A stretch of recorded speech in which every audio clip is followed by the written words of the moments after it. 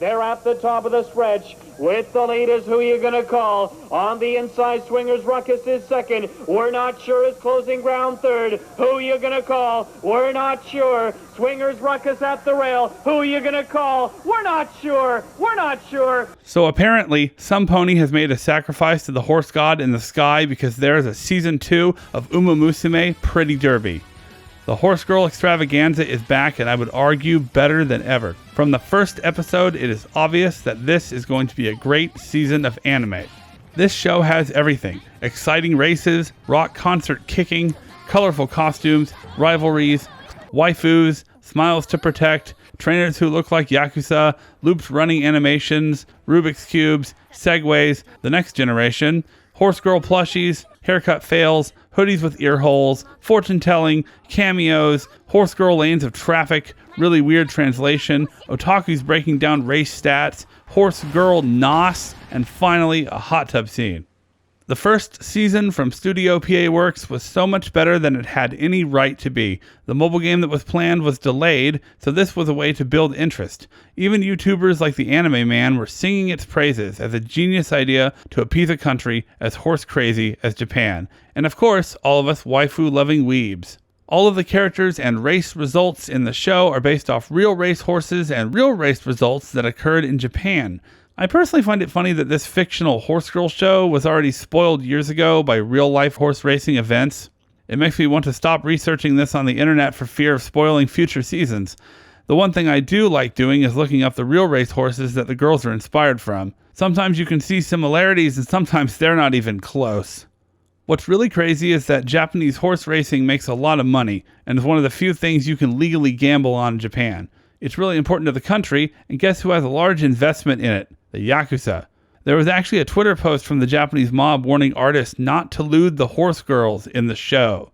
I'm sorry, have you seen some of the designs? You made some of these girls really sexy and really cute, and somebody who had a connection with a real horse said, "Yes, that's fine. That's a great representation. No, her boobs aren't too big. I'm sure no lonely internet artist locked in a house during the pandemic is going to draw that in a lewd manner. Cut and print." The more I watch this series and the spattering of fan videos on YouTube, which are majority in Japanese, I'm convinced that this, more than the average anime, was made with Japanese fans in mind, without much care about how the world views it. It reminds me of how most video games are universal, yet the modern military shooter is really made with Western fans in mind. This show has remained popular among the Japanese fans, but as a Western fan who isn't connected to all the YouTube sites, social media artists, and other areas of the Japanese fandom, things seemed dramatically different after the first season. They seemed as if they were dying down. I remember seeing the ads for the mobile game, but the game itself was delayed. The show became buried in the Crunchyroll library and didn't have a dub to expand further into the Western market. In the websites I visited, the anime didn't have a huge Western following, and image boards didn't have many pictures compared to other recent series. There wasn't a lot of merch either. eBay had nothing but pins and little trinkets. I had to buy t-shirts on Etsy and Redbubble, and there were few designs. During the height of the first season, I entered Artist Alley at the FanimeCon in San Jose that year. I had this adorable image of Special Week that I put as a wallpaper on my phone. I stopped in my tracks briefly as I noticed that an artist who had drawn the very image on my phone had a booth at the convention, and there was a giant print of it. I told him to give me the big one, and $30 later I had a giant Horse Girl poster. The artist said he wanted to get more people into the show because he enjoyed it so much, like I did. At the Anime Expo in Los Angeles that same year, I had a run-in with a lady who spoke almost no English, but since I was wearing one of my Horse Girl shirts from the first season, she exclaimed, "Special Wiku!" and I replied with an awkward thumbs up. I'm so happy to see the Horse Girl anime franchise really expanding during this new season. What started as mobile game development and a season of TV is extending into new territory now as the season begins. If you like VTubers, there's a channel for that called PakaTube featuring Gold Ship. She's very cute, but I can't understand a word she's saying. If you speak Japanese, I'm sure it's chock full of fun and educational, or it's probably just promotional material for the mobile game. The mobile game came out in February, so you can play that if you can navigate the confusing world of Japanese mobile games on your phone or PC. It finally exists in all of its gacha free-to-play glory. If you like colorful, graphic-heavy games that look like an expansive pachinko machine, this game is for you, and the sheer amount of horse girls make this a gacha player's dream. You get to become the trainer and manage your horse girl racers. In one clip I watched, There are special skills like Special Week's level 1 boost that you can use in the races. I'm sure this is something that you can level up as you manage your horse girl waifus in this game. I'm not much of a gacha game fan, but all of the animations sure are adorable, so at least for now I can watch clips on YouTube.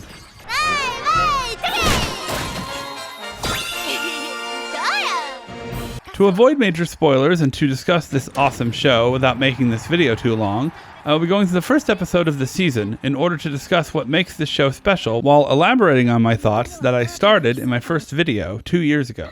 Focusing on one episode will stop me from talking too long. I don't want to overstay my welcome, and I would like to avoid you having to suffer through some 40-year-old otaku's midlife anime crisis. That being said, please help me win the YouTube race by subscribing to the channel and sharing this video on your favorite social media site. Well, let's not horse around anymore. Welcome to the starting gate. We begin with some ancient tribal wall painting showing us the horse girl with a Japanese disclaimer at the bottom that says, "This anime is a work of fiction." Duh, the girls have ears. A voiceover says that the names of the horse girls are inherited from another world. Well, I guess that's ours. It also says they are born and fated to run, which is funny because they sing in the show too, and swim and play with Rubik's Cubes. I know this is so they can do the typical fight against fate storyline that's really popular, but if they broke both their legs, I'm sure they could still just teach or sing or, well, do just about anything. It says that no one knows how the races in the future will end. Well, unless you know about real race results, because this entire show is based off them. If you know about Japanese horse racing watching this show, it's like having the sports almanac from Back to the Future 2 in your hands. Then they state one of the themes of the show, goals. Continuing to run toward the goal in front of them. Now, I want to make it perfectly clear, I love this show, but the origin story is garbage. I have a bit of a problem with the world building. There are just so many holes. I ignore them because I really like the concept. I went over a lot of these in my first video, link in the description by the way. But basically, how are they supposed to know which horse girl is related to which horse? I guess we will never know, and I'll just have to deal with it. We begin with an overhead shot of the Tokyo race course. That's obviously a big deal. And we also get our first what I'm calling intro cards. That's these horizontal cards that introduce characters. In this case, the horse girl is Simbali Rudolph. A young horse girl looks on in amazement as Simbali wins her 6th consecutive race. During a press conference, she is joined by Maruzen, who apparently has only one name. Simbali establishes their friendly rivalry by saying, the same young horse girl from earlier goes through the crowd and confesses her desire to be just like her hero. Maruzen tells her to work hard and go to school. Head pat, fade to white, and we have a poster, an ad for a thick honey drink, and a goal subscribed in characters. It's the room of the young horse girl from earlier, now grown up as Tokai Teo, who in the show is already a fan favorite at this point in her racing career. The sleeping horse girl is Maya no Top Gun. I don't think she leaves the bed the entire show. Teo buys a honey drink and goes to school. The honey drinks I like because that means there is bubble tea in this universe. So good, boba tea, isn't it? Well, anyway, Hayakawa Tezuna is introduced. She is not a horse girl, but is in the mobile game as well. She likes to open doors. She greets Majiro McQueen, who is another important character in this story. Special Week arrives, and she has a carrot instead of toast in her mouth, like most other animes. I see what you did there. The star of the first season, Special Week, is now related to a background character. Vodka and the extremely popular Daiwa Scarlet arrive. Geez, I wonder why she is so popular. These are the two comic relief characters and are mostly there to make a joke, argue with each other, provide commentary, and sometimes even say encouraging things. Gold Ship arrives. I am becoming a big fan of this character. She comes in on a Segway and says, "Good morning." She also has cups over where her ears would be if she were human. Most horse girls cover that area with hair, but Gold Ship has to make you feel weird about it. I can't stop thinking about how in this world, there must be people who have a horse girl fetish. I mean, most people in the real world just say, "Let me see your boobs." These people are like, "Let me see your not ears," or "Let me see that little skin patch on the side of your face." In a world of horse girls, there has to be some kind of strange fetish about people wanting to see the absence of ears in that area. I can't be the only one who thinks about this kind of world building stuff, right? God, I'm lonely. Teo runs past Major Orion and runs into her team, Spica. They introduce the trainer, who is just called Trainer, because he's obviously somebody's self-insert. He takes mostly a background role of making training plans for horse girls, giving speeches, managing the stopwatch and race times, and drinking away his sorrows with other trainers. Unlike the first season, he no longer feels up Horse Girl's legs, because that wasn't creepy or anything.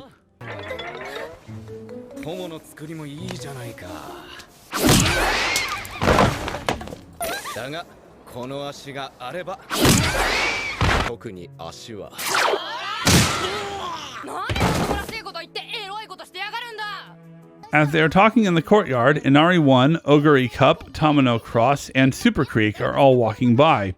I'm also happy to see King Halo and Seiyun Sky from Season 1 as well. It's open campus day, and Spica has been tasked with showing the young elementary school horse girl racers of tomorrow as they enter the school grounds. A quick pass-by by Narita Bryan and Hishi Amazon. For some reason, they use an image of Hishi Amazon in later episodes as an encouragement standee or something. I don't know what it says, but it must help with training in some way. A teacher provides some race history, which is as much for us as it is for the students.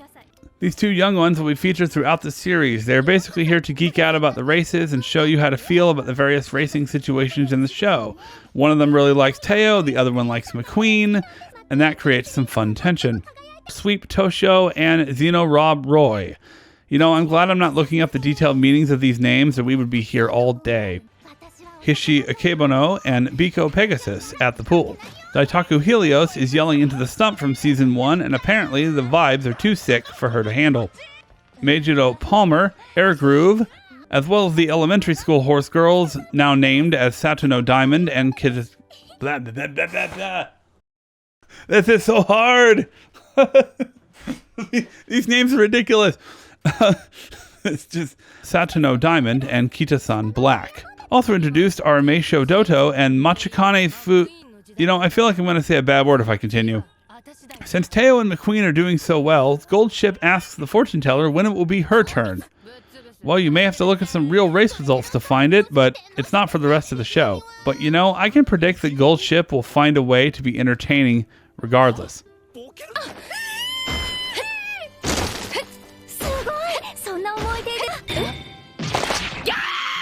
A sign in the meeting room reminds us that Silent Suzuka from Season 1 is on tour in America, and she will be video conferencing during the show. In the first season, Silent Suzuka broke her leg, but in real life, the horse died. So this is one of those liberties taken by the show. Don't ignore me! The next scene begins the senpai relationship with Simbali and Teo with a nice evening walk. It also begins the rivalry between Teo and McQueen by showing a training with lots of loops running. And then there is a lovely joke from Season 1 revisited. Since it's hilarious when anime characters get the crap kicked out of them, here is some more.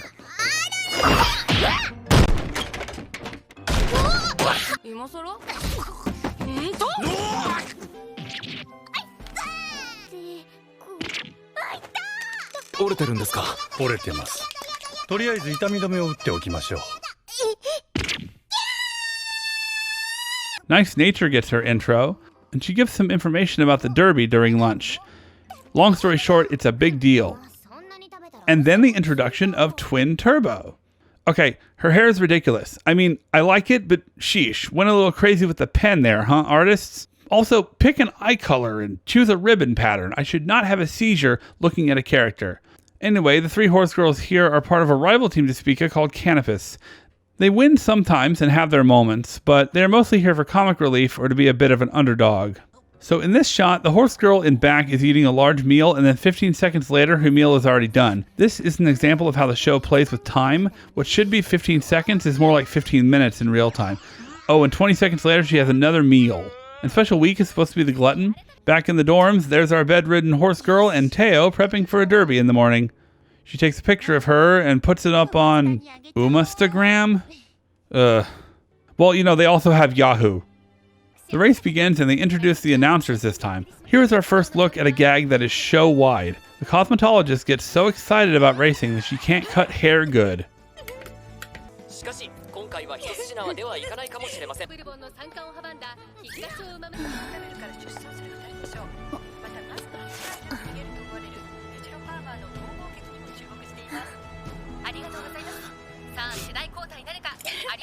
Suzuka is also watching in America at 2 in the morning. They have a giant American flag on her bed so you know where she is. In this season, there is a new feature. audience discussions as cutaways. This is so we can learn all about the nuance of horse racing from racing fans in the audience, and the horse girl otaku discussing racing stats. It's not a bad addition as it adds to the immersion and completeness of the racing world in the show. Rio Natal, Cedar Blade, Mr. CB. Like I said, there's a lot of horse girls. They made a gotcha game. The introduction cards seem to go away during the show. By the later episodes, they expect you to know the horse girl names, and they don't introduce them anymore. If only My Hero Academia had the same expectations. So annoying! I know what all the quirks are. Stop introducing them in every episode. So as they reuse some still shots, the race begins. Horse girls being forced into tight spaces, Gold Ship's Rubik's Cube, Silent Suzuka being silent because she's technically dead, and they're off. They really stepped up their game with the racing. I won't go far into the details because I do want to leave you something for you to enjoy on your own. Trust me, the races are great and this show is wonderful. During the race, we have our first use of what I call Horse Girl Nos.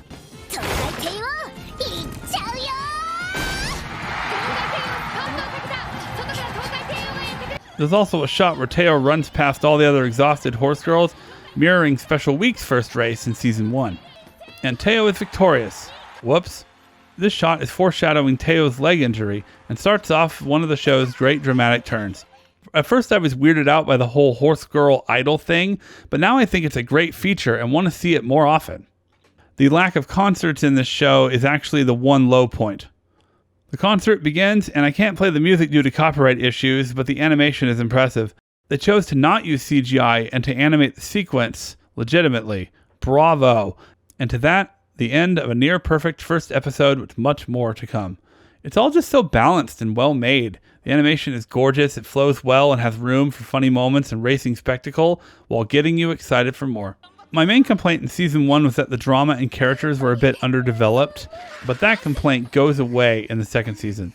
Not to spoil too much, but the show is mainly about Teo and McQueen, and they have a great character journey. But I must warn you, it may require you to rethink some things about your life. Seriously, bring some tissues.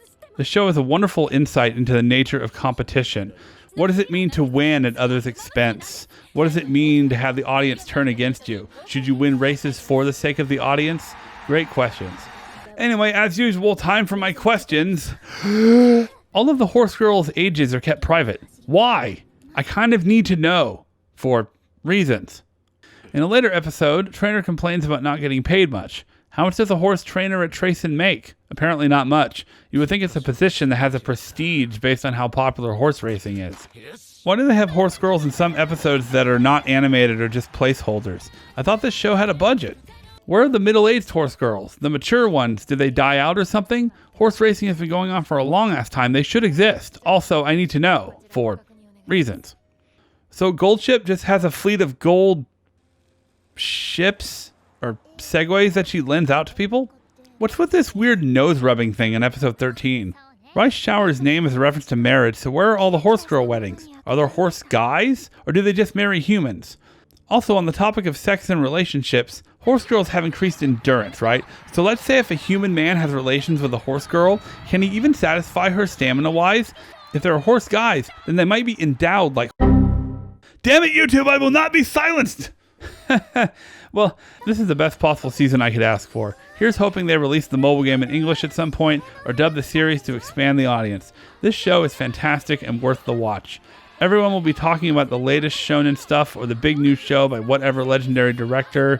This is the kind of show that I love. Good characters, stakes that make you care, plus jokes, cute and funny moments, and a well-balanced and structured narrative. It makes me happy, and it's a great way to distract me from my anime midlife crisis. This is Dan T from Twisted Banana Productions, signing off to go watch whatever this is.